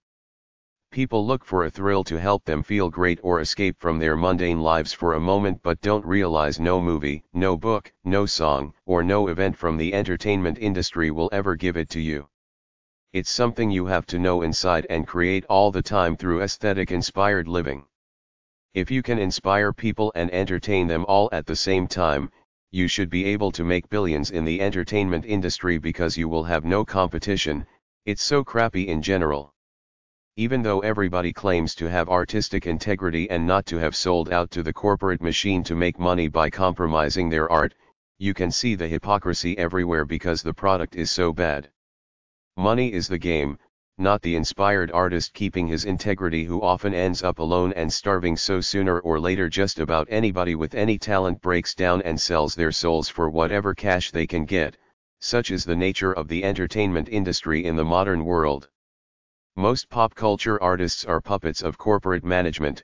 They don't blaze their own paths as the uncompromising visionaries they should be if they want to be worthy of the ideal. I saw the movie Daydreamer Believers about the monkeys, which showed how unhappy they were as manufactured pop stars. Why does every female singer have to come off like a trashy, frivolous vamp? Even Celine Dion with that stupid commercial promoting her perfume, on a swing, trying to give a seductive look at the camera, which doesn't quite work because she's a middle-aged skinny girl who just doesn't come off as seductive no matter what she does. It just ain't part of her essence, yet there she was with that attempt to give a sexy pout to the camera trying to hawk her perfume. If that ain't selling your soul, then what is? They cast this ugly, skinny, fake blonde as the supposed sexy one in a TV show about sex in a city, and I'm thinking to myself, who screwed up there? That's about as unwholesome and unsexy as you can get. Then she's hawking her own brand of perfume on some TV commercial trying to act like she's sexy and cool, but she ain't got it going on. You can tell in one look. You either got it or you don't. She is not a naturally sensuous person. She's neurotic and ugly to boot. It's all a manufactured pretense. The world is going to hell with so many people in so much need, and you got some people over here with nothing better to do than to come out with new brands of perfume and try to pretend they're on the cutting edge of life. Or how about Shannon with that phony smile on that greatest hits album? What's that supposed to do?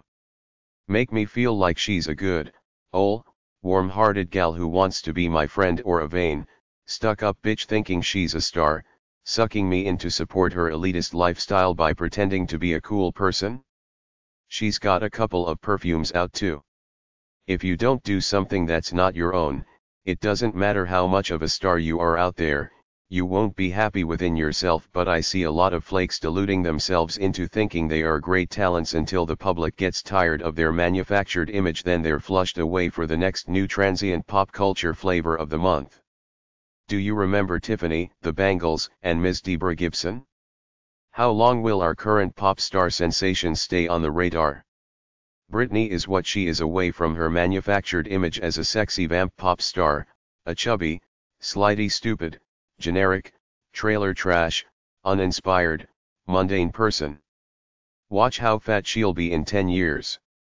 Whether a consumer or performer, you can't count on the stuff out there in the realm of entertainment and mass media to make you happy, give you pleasure, help you touch the euphoria of your highest vision of aesthetic beauty, or inspire you, because it will almost always fall short.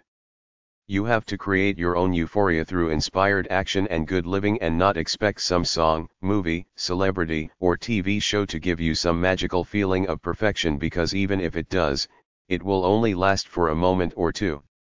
A few rare things might inspire you continuously for a while, but even they fade. You can only listen to Magic by Queen so much, then it fades, or watch movies like Pre once or twice, then the inspiration is gone. Comfort food for weak minds. 7. How many fools does it take to make a public? Sebastian Chamfort, 1741 to 1794. I read a book about a couple of guys climbing Everest, which was good to inspire me. Stuff like that is great for the positive, inspired spirit of humanity, but it's so rare because pop culture comes down to money, and this often means sex and violence in the content, not a pure story about someone living a glorious life of struggle, challenge, conquest, and adventure. You have to find that vision of aesthetic beauty within yourself and live it out like Zorba the Greek did. Ain't no pop culture product in the world gonna give it to you. When I was 5 years old and a dumb brainwashed kid, I wanted to watch Batman every week, but by the time I hit teenagehood, it all started to fade and mean nothing to me. The way of the world these days seems to have degenerated into eternal consumers who need to be entertained endlessly all the time, with very little forethought or initiative to get up off their butts to explore their lives through the energy and potential within themselves. As far as aesthetic creative endeavor goes, most people who call themselves artists create tacky, pop culture versions of beauty rather than true works of art that say something about the inspired nature of man, such as Michelangelo's painting on the ceiling of the Sistine Chapel, which is firstly a testament to one man's dedication to his craft, spending 4 years on his back looking up to create it, and secondly, it's his perception of man trying to connect with the transcendent, immortal God. But never quite getting there because of our fallible, carnal natures. John Steinbeck's Grapes of Wrath was a testament to class inequality in America, man's inhumanity to man, and the toughness of the poor huddled masses to blindly keep forging ahead because it was all they had in life, to take a chance to go forward by working hard even though they were all naive as to how they were being exploited as cheap labor. To Kill a Mockingbird by Harper Lee was a good story about race relations and humanity in general. The Chrysalids by John Wyndham was about a misunderstood minority in society who found another society which was populated by people like them, their version of utopia. I'm not one to judge, I believe in live and let live, so pursue your frivolous passions if that's what you want, but know that whatever you come across is more than likely just another generic piece of pop culture trash, not a truly great work of art from an inspired master. In order to feel like a worthy artist, you need to do something that penetrates into the core of your naked, pure inspired nature. It doesn't matter how many flakes come running out asking you for your autograph. If your product is tacky, hyped up crap, it ain't gonna make you feel right despite your delusions about being a fabulous star because your manager said so to keep you in this delusion of specialness. The current pop stars of today will soon be relegated to the has-been status of stars in the past, like Bobby Sherman, David Cassidy, Leif Garrett, Gilligan, Tony DeFranco, and the Heartbeats, Horseshack from Welcome Back Kotter, Cindy Crawford, the so-called supermodel, the honky-tonk man of wrestling fame, Dana Plato, Chris Darden, the black prosecutor who tried to put O.J. away, and Puck of MTV's Real World. Or how about that kid who said, "What you talkin' 'bout, Willis?" Where are they now? If you fancy yourself an artist, try to create a product of truth, beauty, and or perfection rather than some pop culture crap. To my way of thinking, in order to do something real with your life, take the power in your soul and do something with it that has tangible visionary potential. Da Vinci wasn't limited to his art, he had visions of great inventions that would revolutionize humanity. That's someone with real vision trying to do something to move on to life's next frontier, not just somebody aspiring to create a piece of aesthetic art. I respect Van Gogh for giving up his life to paint his pictures, but aside from their diluted sense of worth in today's capitalist world, they serve no real function. Starry Night gives me a vision of a tortured artist trying to reach for transcendence as a mortal man obsessed to try to go beyond himself to capture the essence of human life, but his sunflower painting, which fetched £22 million at a Sotheby's auction, was hype, not a real object of inspiration. It looks no different than a photograph to me, that's how much the visual arts inspire me.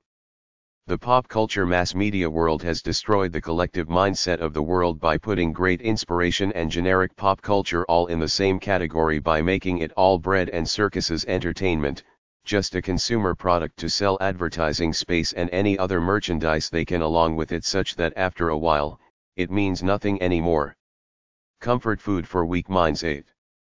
There is one world of silly TV shows and glossy TV commercials where everybody is acting easy breezy, cool, trendy, and frivolous, seemingly oblivious to all the pain, suffering and injustice in the world, while at the same time, there are homeless, sick, hungry people everywhere. There's something seriously wrong with this state of affairs, one world of frivolity and material excess and another world of poverty, prejudice, injustice, bondage, servitude, pain, suffering, hunger and sickness. You can't serve two masters. You can't be a frivolous, pop culture capitalist clone on the one hand and claim to consciously be a good person who loves the world and helps out in the compassionate sense at the same time. Most of our so-called activist movie stars and pop stars are like this. They act like they're all good and kind, but they know they're going back to their big mansion of excess tonight.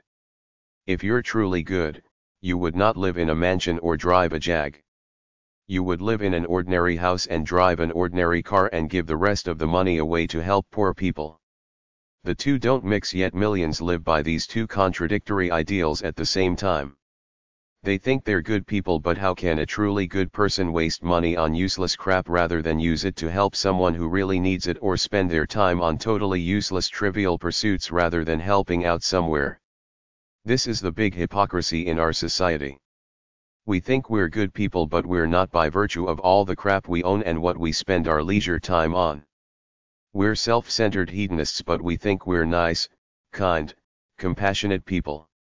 How can anybody with a true conscience engage in meaningless, frivolous ventures when they're perfectly aware of all the people out there who could use some kind of help right now? I feel that our modern Western society is spiritually polluted, so I stay away from the cult of corporate commercialism in the form of pop culture entertainment and material excess as much as I can to keep myself pure, to live like the natives of old did. I take what I need, I try to respect everything and help out in my own way wherever I can. The cults of celebrity worship, corporate commercialism, pop culture entertainment and material excess are very big winners in our society with a lot of market share of people's souls. The problem with this for enlightened people is that it's an illusion. These things pretend to make you feel great and easy breezy cool, but they can't. All the movies, music videos, frivolous TV shows, junk food, computer games, celebrity gossip, tabloids and all that stuff at the mall are an afterthought in my life, a minor diversion at best from the main activities I do.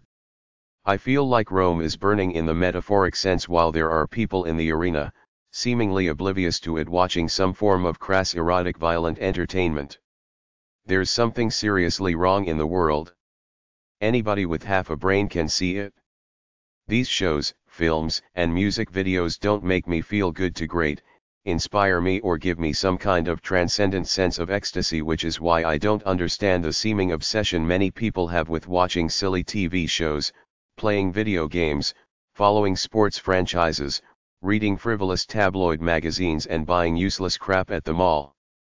This is why I say we live in a lost society.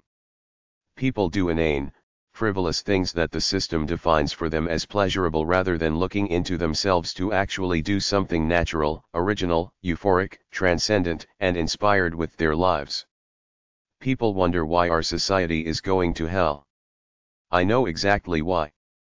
It's because we've given control of our minds and souls to materialism and pop culture entertainment instead of looking within at ourselves as individuals in order to strive to do something inspired, original, free and intense with our lives from what we feel in our souls. Most people would rather eat junk food and watch punks singing on TV aspiring to be the next pop idol than to do something inspired and original with their lives in a conscious way.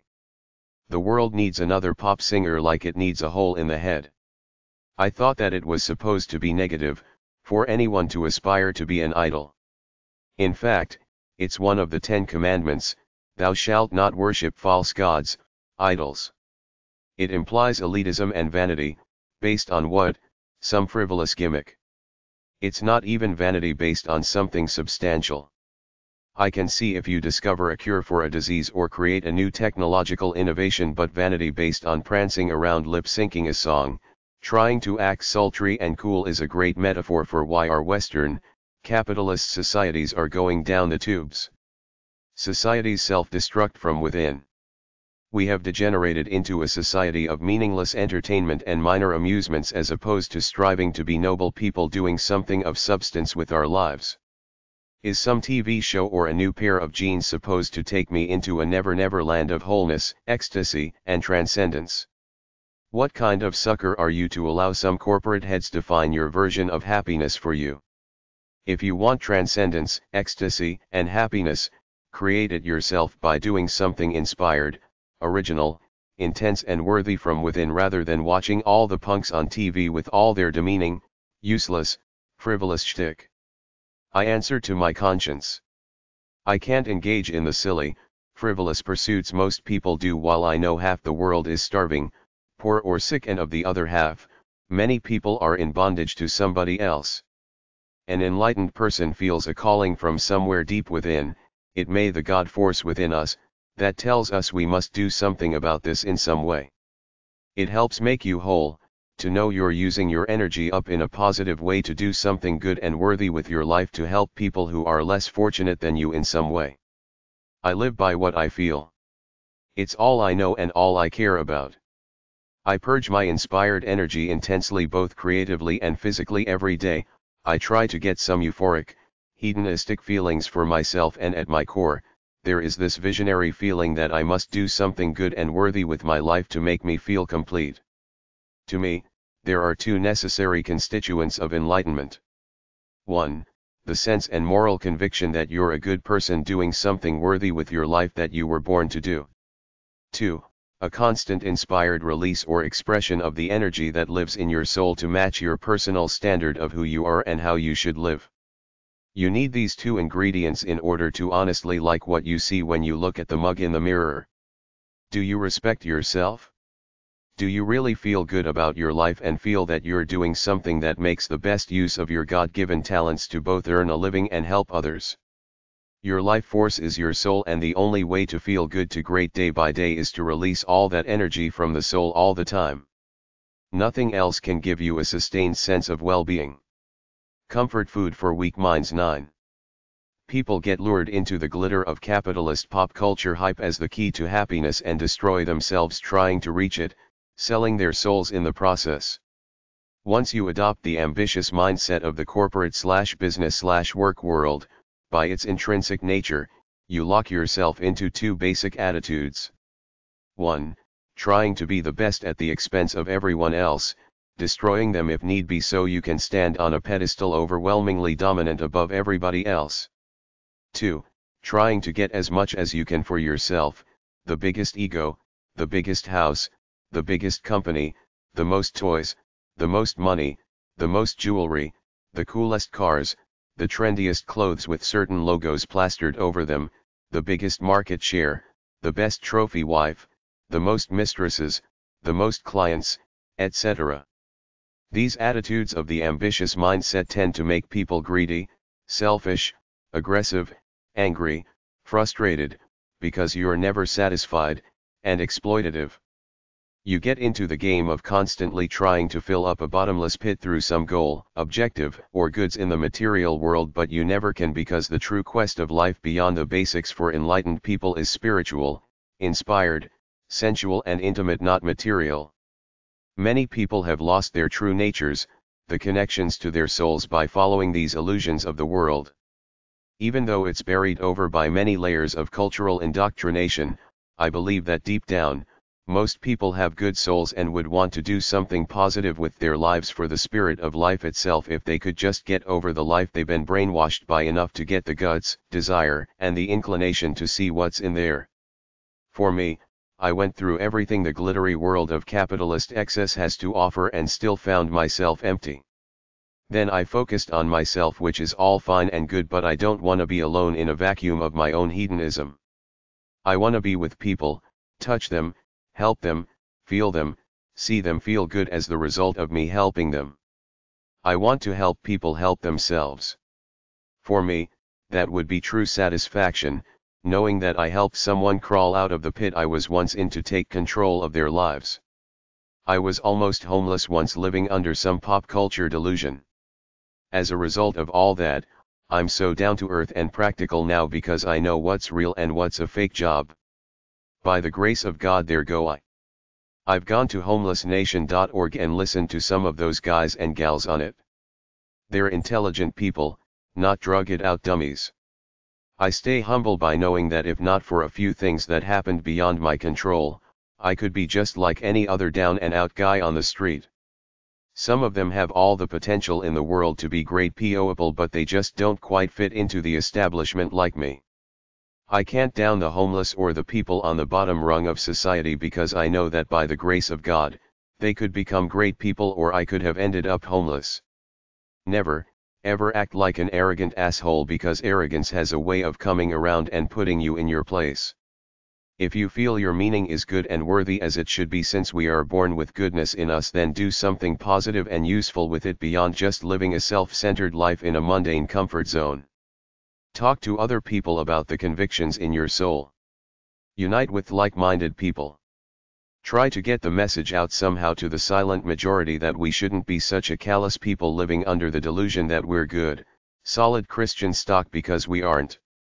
We're a bunch of self-centered capitalist consumers living in our own little delusional bubbles, trying to get bigger houses for ourselves, wasting our lives on inconsequential things like home decor, cookbooks, and fashion sense, spending our money on gadgets like boats, ATVs, cars, video games, Gina Damali goofy loofy shoes, cosmetic surgery, a makeover, etc., while consuming the latest pop culture thrills they constantly pump out at us through things like the movies, silly TV shows, professional sports, the so-called fashion industry, music videos, and tabloid magazines. My only response to all this stuff is get a life, a real life. Live by what comes from your soul and disregard the rest except for a minor diversion to relax when you feel a need to. But beyond that, my gauge as to the nobility of any person I come across is the extent to which they own their own lives, as opposed to being brainwashed clones buying into one system illusion or another. As long as the media shields us from the dangers of exploiting the earth by exploiting consumerism and minimizing real dangers, we will keep going on like this. Can the earth constantly regenerate itself? Can we afford to take that chance? How do the other people on the planet feel about us as the Western capitalist nations greedily taking what we want for ourselves while shutting them out of our wealth? Comfort food for weak minds. 10. If you color your hair or you're a guy wearing an earring, that's too frivolous, brainwashed and vain for my taste in people. If you can't present yourself to the world as is without any pop culture crap on, I don't want to waste my time on you. I don't play homie's stupid game.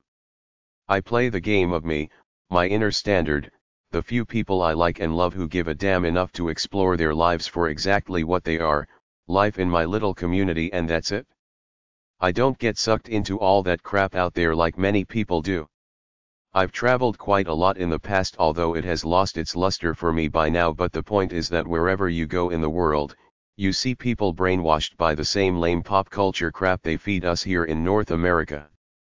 The world has been reduced to a bunch of homogeneous clones all trying to imitate what they see on TV or in flaky magazines that's presented to them as cool stuff. Where are the really cool people who live for their own beauty and inspiration within themselves as opposed to what they were brainwashed by? These are the people I like, the people I want to talk to, get to know, do dope with, fall in love with, make love to, have sex with. At least I know I'm with a real, original human being as opposed to another phony, confused soul trying to do all kinds of silly things to appear cool and trendy to others without a strong sense of identity on their own. Do you want to be a great lover or relish in the sexual hedonism that is your true nature unbrainwashed by the world? Then take a tip from me. Be yourself away from everything you've ever been brainwashed by. There's an intuitive power inside each of us given to us by our gods that's more powerful than all the psychobabble and pop culture crap the world has blasted at us so far. The problem is that very few of us are wise or strong enough to get away from cultural brainwash enough to discover it and live by it. Neil Young said, "Keep me searching for a heart of gold." Why? Because most people are brainwashed to chase one trivial illusion or another that destroys their purity as human beings. To me, my purity is to take my life for the ride of rich, sensual, aesthetic, inspired, noble, hedonistic, primal experiences. It's supposed to be like Zorba, the Greek did. Even though almost no one will admit to it, most of us do not live pure lives true to ourselves.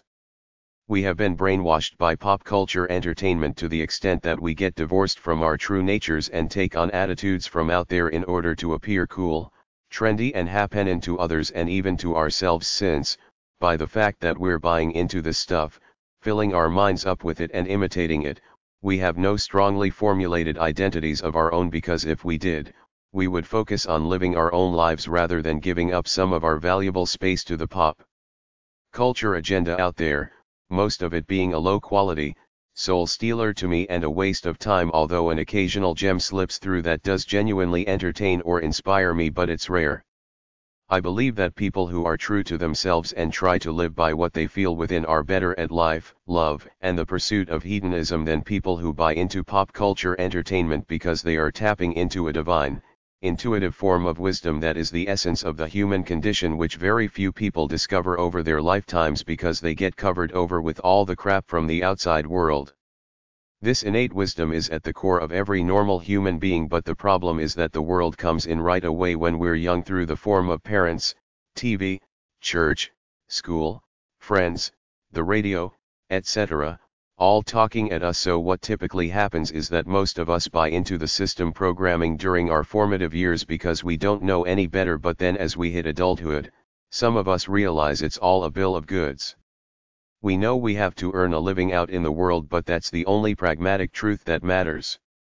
Everything else is a minor consideration next to the truth in our souls.